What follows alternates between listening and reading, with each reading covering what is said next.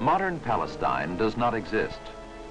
Today, the nation of Israel on the west and Jordan to the east occupy most of the area known historically as Palestine. The region is a holy land to three major religious groups: Jews, Christians, and Muslims. This is the Palestine Archaeological Museum in Jerusalem. In its courtyard are sculptures, reminders of the civilizations whose histories form part of the story of ancient Palestine. The Muslim civilization, Byzantine, Roman, Greek, Assyrian, Phoenician, Hebrew, Canaanite. Many cultures left their imprint on ancient Palestine. The land was much as it is today, a generally hot, dry land, bordered by deserts on the east and south, and rugged mountains on the north. In the midst of this arid ruggedness lay watered valleys and oases, and fertile seacoast plains. Ancient Palestine lay at the western tip of the Fertile Crescent, a cradle of ancient civilizations stretching from the Tigris-Euphrates Valley on the east to the Mediterranean coast. Because of its position, Palestine became a strategic part of trade routes connecting Africa and Asia Minor. The great civilizations of Egypt, Assyria, and Babylonia were also linked. However, there is evidence of life in ancient Palestine long before these civilizations began. This is Mount Carmel, near the northern Mediterranean coast of Israel. Caves dot the mountainside. About 8000 BC, during the Stone Age, men lived in these caves. Archaeologists explored them and found remains of these prehistoric men they called Natufians. Living where they did, the Stone Age cave dwellers of Mount Carmel could have established a simple community based on food gathered in the mountain valley below. The modern city of Jericho takes its name from the first city culture of ancient Palestine. Nearby are these ruins of ancient Jericho, one of the oldest cities in the world. Beginning in the late Stone Age, it was inhabited continuously for nearly 2,500 years. These are the ruins of high stone walls that protected the city.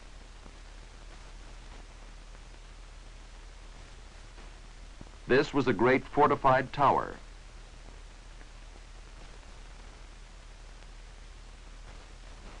Within the walls were the buildings of the city. Ancient Jericho lay buried for thousands of years until it was rediscovered in the late 19th century.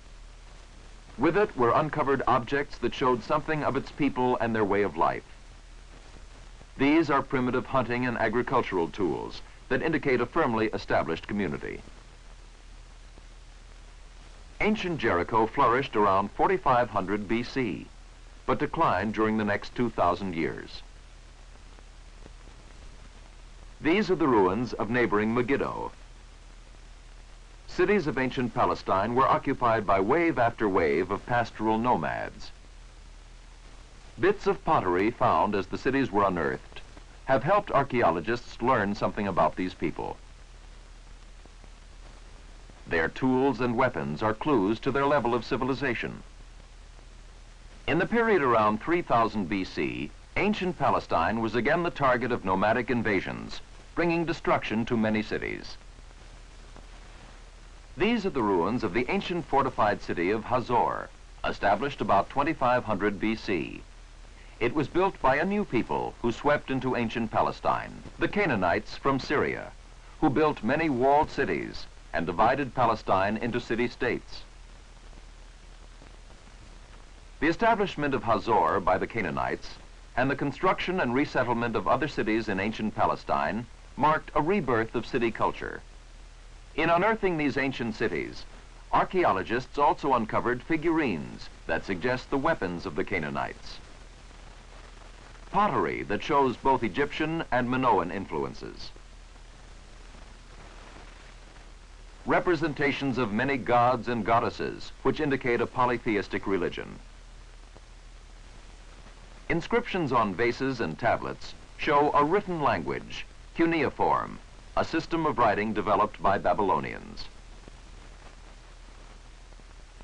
When the Canaanite civilization was approaching its height, the Hebrews, wandering tribes from Sumer, moved up the Tigris-Euphrates Valley and then down into Palestine in about 2000 BC. In many ways, these ancient nomadic Hebrews were similar to the Bedouins of modern Israel. The ancient Hebrews had wandered across the Fertile Crescent in search of pasture for their animals. They found new pasture lands in ancient Palestine. One encampment they built outside the Canaanite city of Beersheba was established by the Hebrew patriarch Abraham. The Hebrew women may have spun thread like these Bedouin women, swinging wool in wide circles around their heads.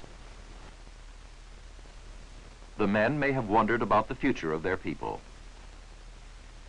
The story of the Hebrew people who played a leading role in the history of ancient Palestine forms part of a unique chronicle, the Old Testament of the Bible.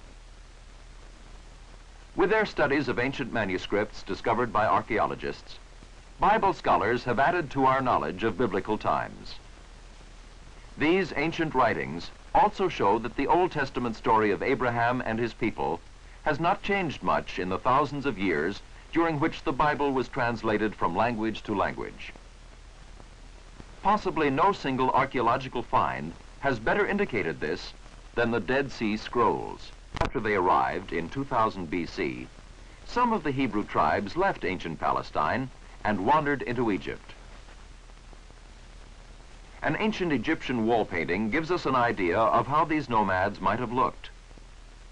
The Hebrews remained in Egypt for several hundred years, and then a leader arose, Moses. Moses led his people out of Egypt, across the Sea of Reeds, and into the Sinai Peninsula. This was the Exodus. It took place about 1200 BC. The Bible tells that at Mount Sinai, Moses received the 10 Commandments from God. Then the Bible tells how the Hebrews wandered in the rugged and bleak wilderness of the Sinai Desert for 40 years. They moved from oasis to oasis. Across the plains of Moab lay Mount Nebo. From its summit, Moses looked out upon the promised land, the land of the Canaanites. He died, but his people continued their journey without him. According to both biblical and historical evidence, the Hebrews crossed the Jordan River into Palestine, probably in this area, near Jericho. And then, the invading Hebrews stood before Jericho. The Canaanites were confronted by more than the Hebrews. Canaan, at about the same time, about 1200 BC, had also been invaded by another people, the Philistines. The Philistines had taken control of the fertile southern coastal plains. This ancient bas-relief shows an Egyptian leading 2 Philistine captives. The Philistines were a seagoing people who emigrated to the Middle East, probably from Crete. Palestine was ravaged by war for about 200 years as the Hebrews made steady inroads against both Canaanites and Philistines. About 1000 BC, the various Hebrew tribes united their holdings as the Kingdom of Israel. The reign of King Saul began a 100-year period that might be called the Golden Age of the Hebrews. Many of the achievements of that Golden Age stemmed from Jerusalem. Saul's successor, King David, made Jerusalem his capital. It was an ancient city even in David's time. This is the old section of Jerusalem today, perhaps not much changed from those early times. Solomon was David's son and successor to the throne in Jerusalem. Under him, Israel flourished. Extensive irrigation projects provided water for agriculture in the arid land. and in what is now called the Timnah Valley, copper was mined, helping to make ancient Israel a rich and powerful nation. Modern archaeologists, using the Bible as a guidebook, found Solomon's actual mines, mountains with rich veins of copper that had not been worked for 3,000 years. Much of the ancient world's supply of copper came from here. Israel's copper and other products were shipped from Solomon's kingdom along trade routes to distant markets. About 950 BC in Jerusalem, Solomon undertook his greatest project, the temple. This is a model of a temple built many centuries later, whose design was based on the plan followed by King Solomon. Solomon's temple was meant to be an eternal monument to the Hebrews' belief in a single God. But the magnificent temple and the ancient kingdom of Israel were doomed. Solomon died, and for the next 600 years, from about 900 to 300 BC, ancient Palestine was ravaged by warfare. A civil war divided Israel into two kingdoms, Israel and Judah. Politically weakened, the land then fell prey to a series of invasions. The Assyrians conquered the land, and then the Babylonians, and then the Persians under Darius the Great. And then the Persians were conquered by the Greek armies of Alexander the Great. In 63 BC, the Roman general Pompey and his legions brought Palestine under Rome's control. Nearly a century later, in 70 AD, the Roman Emperor Titus put down a rebellion by the Hebrews against his rule. To punish the Hebrew rebels, Roman soldiers ransacked Jerusalem and carried off religious treasures and slaves to Rome. Some Hebrews fled to the mountains of Masada, but their guerrilla war against the Romans was futile. The age of Eastern cultures in Palestine came to an end as the Romans assumed control of the land. But this ancient land of Palestine, its people, and their ideas would, in the centuries to come, exert a major influence on the history of the world.